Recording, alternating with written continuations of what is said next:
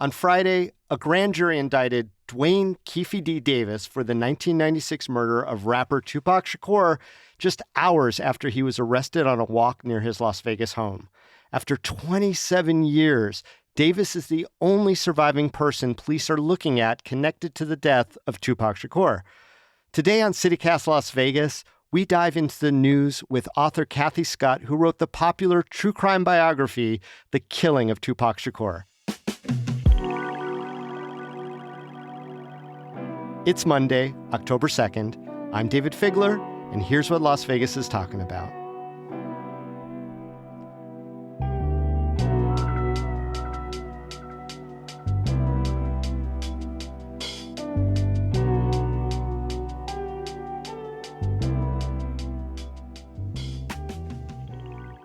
Kathy Scott, welcome to CityCast Las Vegas.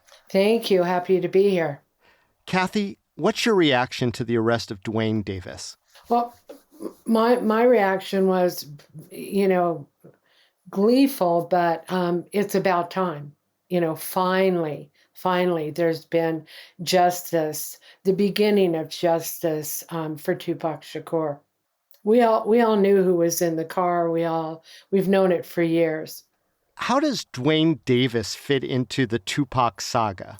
Well, Dwayne Davis, Keefe D, was a kind of a senior member of the Crips Street Gang, and he was in the car that Orlando Anderson was in that went out to the Strip and driving all over Vegas looking for Tupac because Orlando Anderson had been beaten up by Tupac and Suge earlier in the night.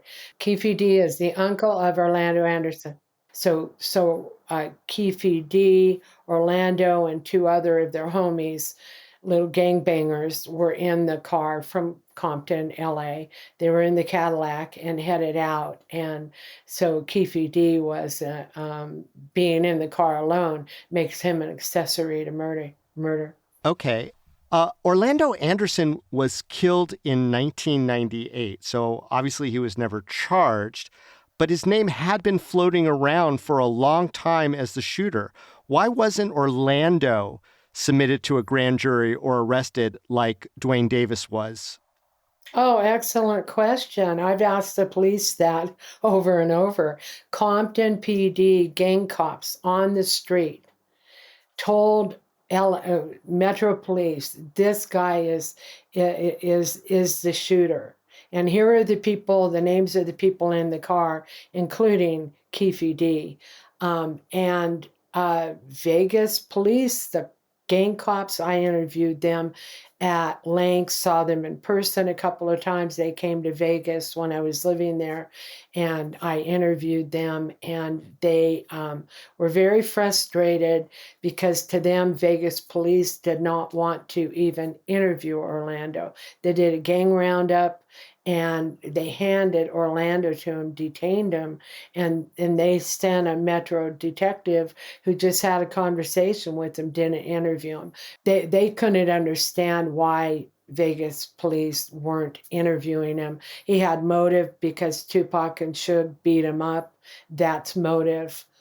And means was the car to get there, and opportunity was they were in Vegas at the same time. So it flies in the face of logic as to why they waited so long. But finally, they're trying to cover their bases a little bit. I don't know if you've noticed by saying that they've been working hard on this for decades. Yeah, and in the press conference announcing the arrest, Las Vegas Metropolitan Police Department Sheriff Kevin McMahill got emotional and defensive even, addressing critics who said that LVMPD didn't take this investigation seriously.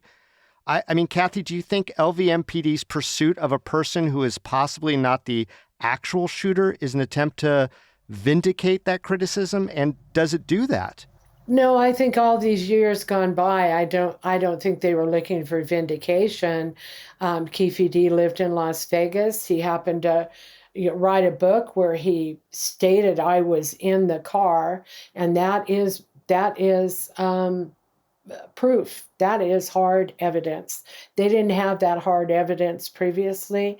So there's a new sheriff in town. As you know, he got elected, and it was the new sheriff who came in and said, let's tackle this. So he may be a little protective of his department, but there's plenty of criticism to be go around. My thing, if I were them, just accept the criticism and say, well, we're doing it now. They screwed up by their, Yeah. and it was by design.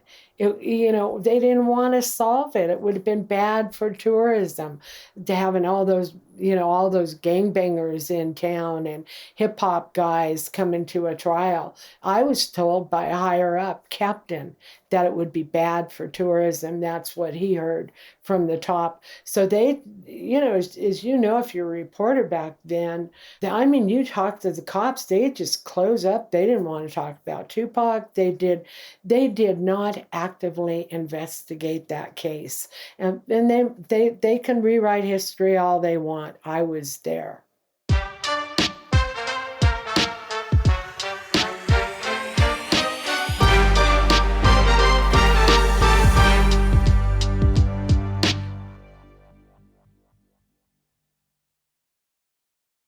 Kathy, you mentioned the Dwayne Davis memoir, and the police and the DA are citing that very book as one of the reasons for reviving this investigation, calling those things admissions. I want to read a couple of the passages real quickly from the Dwayne Davis memoir. He wrote, Tupac made an erratic move and began to reach down beneath his seat. Pac pulled out a strap, and that's when the fireworks started. One of my guys from the back seat grabbed the Glock and started busting back. And then later in that same book, he writes, at this point in my life, I can say that I have a deep sense of remorse for what happened to Tupac. However, I stand firm on that point that Tupac, Suge Knight, and the rest of those N-words didn't have any business putting their hands on my beloved Baby Lane, period. Them jumping on my nephew gave us the ultimate green light to do something to their ass. That's a big admission, but that memoir came out in 2019. So why did you think he just now get arrested? Well, I think it took a new homicide unit to kind of go through everything and figure it all out. And I mean, that's the biggest news conference I've seen in Vegas. And we had Warren Jeff's news conferences with the FBI, but this was a pretty big one. Keefe D can say what he likes. Tupac was in a car in the BMW, and the Cadillac pulls up, and Tupac, the door was shut. And Tupac's listening to his music. He's flirting with girls in a car next to him on the other side. He's getting up in his sunroof, and he didn't see those guys coming up next to him. And so what's Keefe D trying to rewrite the story and say, oh, it was self-defense? Tupac, and I'm sorry, no guns came out of Suge and Tupac's BMW. So that quashes that in there is nothing on the floor. So that's a bunch of BS. And that's Keefe D just making stuff up. But the reason the cops waited so long is this was the hard evidence they needed. Well, I wonder if the admission's going to be enough. I mean, even you, Kathy, you say, well, part of what Keefe D is saying is BS about the self-defense, but you want to accept the other part of it. Is the admission, or at least part of that admission, going to be enough, or are there other challenges you think the prosecution is going to have here? I mean, you've looked at every piece of evidence in this case for a long time. I named Keefe D as being in the car. So this isn't new. The cops all knew it. They already knew he was in the car. Compton PD knew he was in the car. They gave me all the names of the people in it, and Keefe D was one of them. I reported it. So So did everybody else. So this is not news that Keefe D was in it.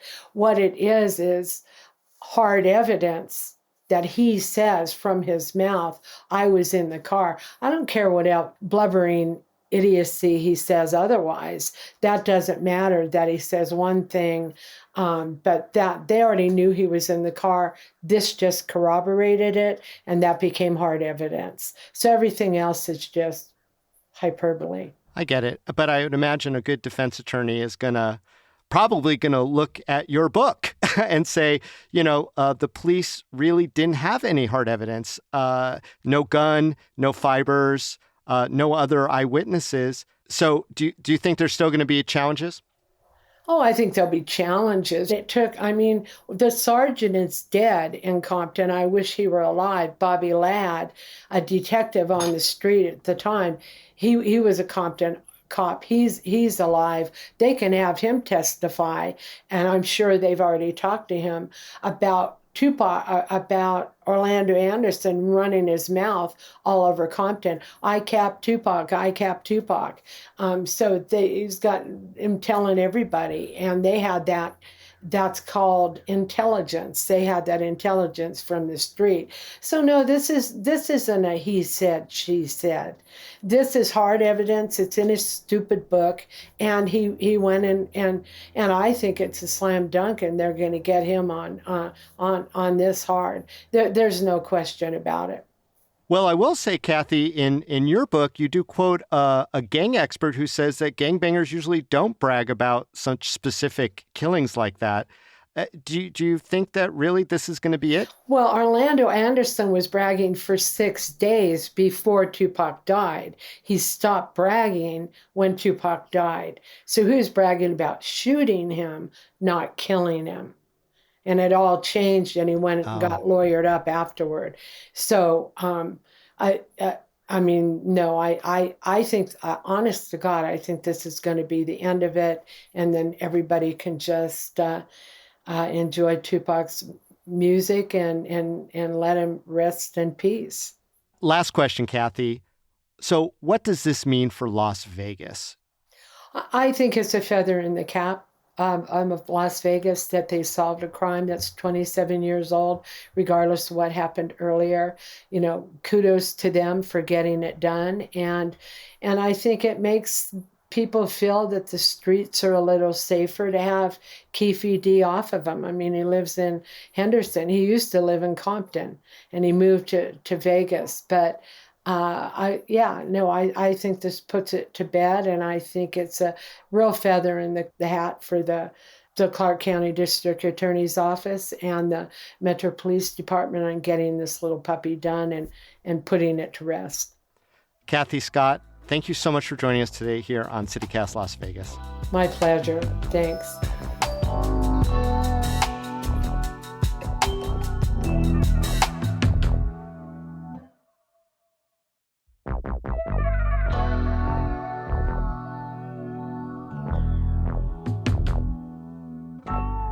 That's all for today here on CityCast Las Vegas.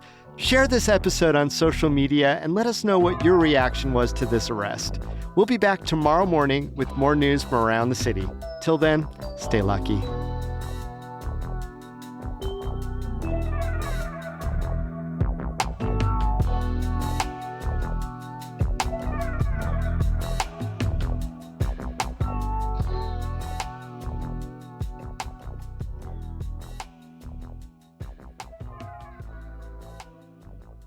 Kathy, I've got one bonus question for you. Do you have a favorite Tupac Shakur song?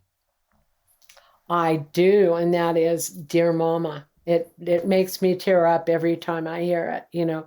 Dear Mama, you are appreciated. And his mother was a drug addict, and and he forgave her, and it's just the sweetest song, and it's an anthem to his mother, and I was a single parent raising a boy, so it touches my heart.